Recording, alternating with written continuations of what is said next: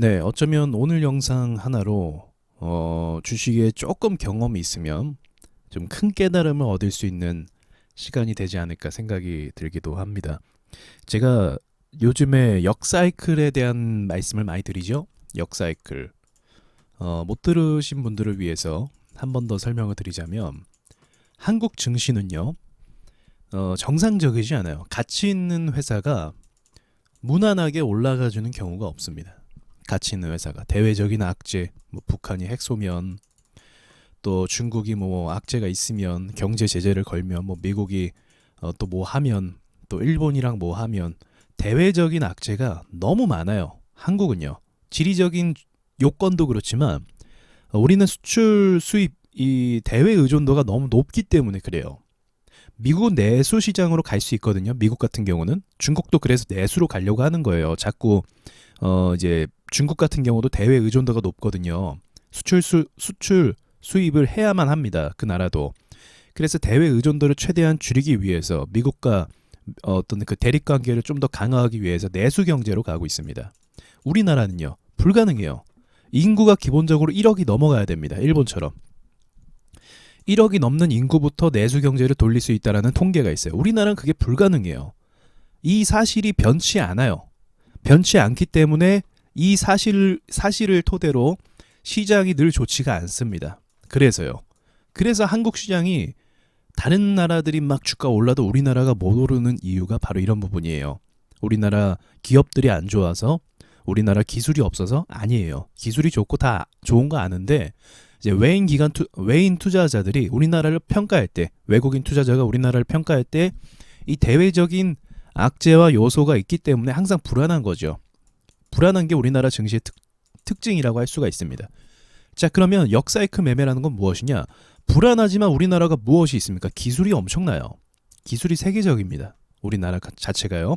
왜냐하면 계속 수출로 먹고 살아야 되기 때문에 다른 나라의 기업들과 경쟁해서 늘 이겨야 돼요.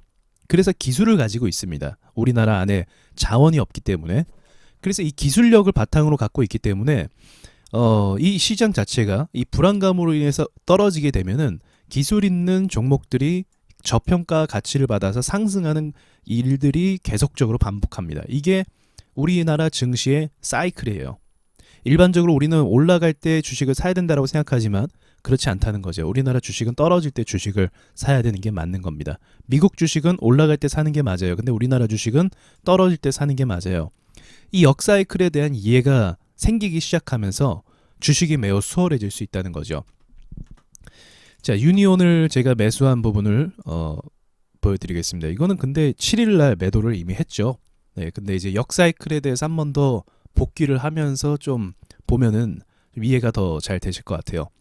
자, 유니온이라는 회사 자체가 나쁜 회사가 아니에요. 괜찮은 회사고, 그리고 차트적으로 봐도 거래 대금이나 이런 것들이 많이 터집니다.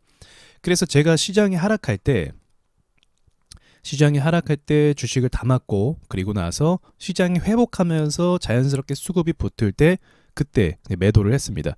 자, 그럼 매수한 자리와 매도한 자리가 굉장히 의미가 있는데 여러분이 좀 배울만 하신 부분이라서 제가 가져왔는데 보여드릴게요.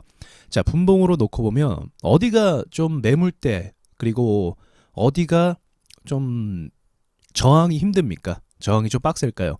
바로 이 거래량이 있는 이런 부분이겠죠.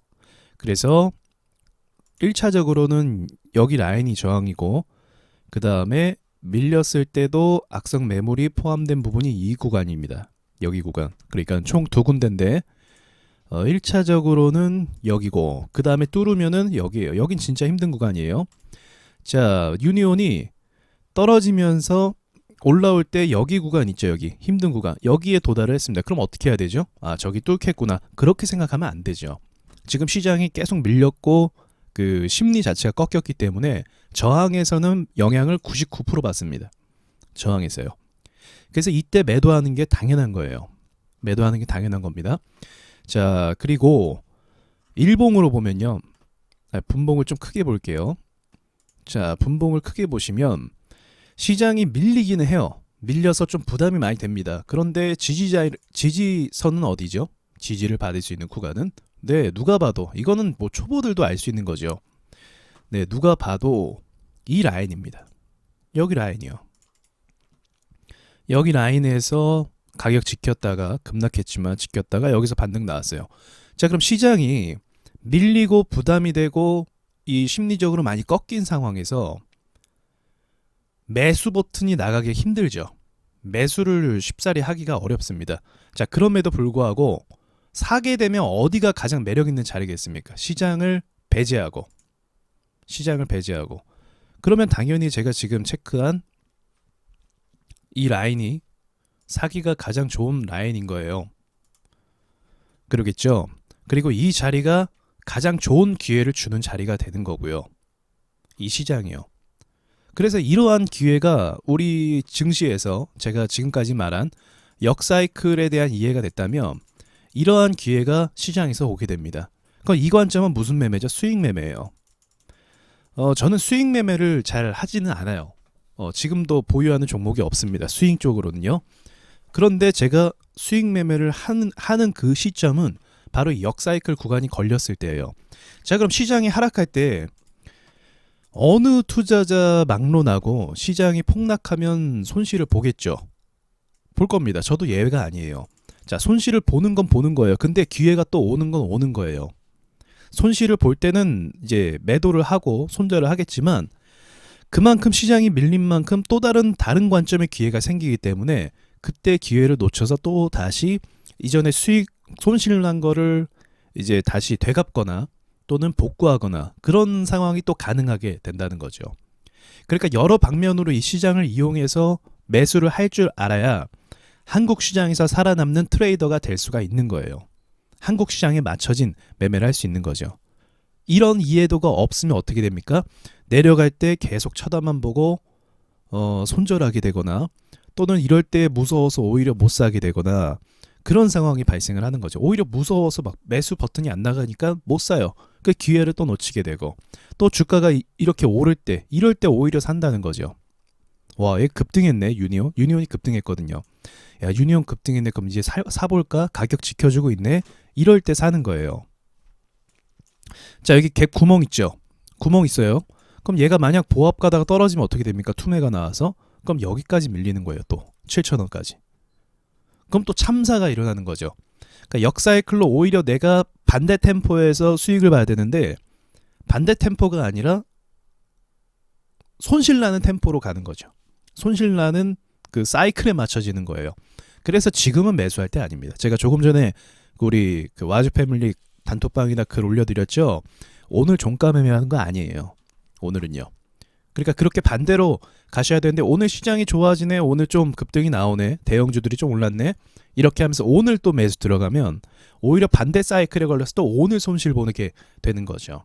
그러니까 주식에 대한 이해도가 이 개념 하나가 사실 별거 아니잖아요. 지금 제가 하는 게 이 별거 아닌 게 이걸 이해하느냐 못하느냐에 따라서 천차만별로 그 결과가 완전 달라질 수밖에 없는 거죠.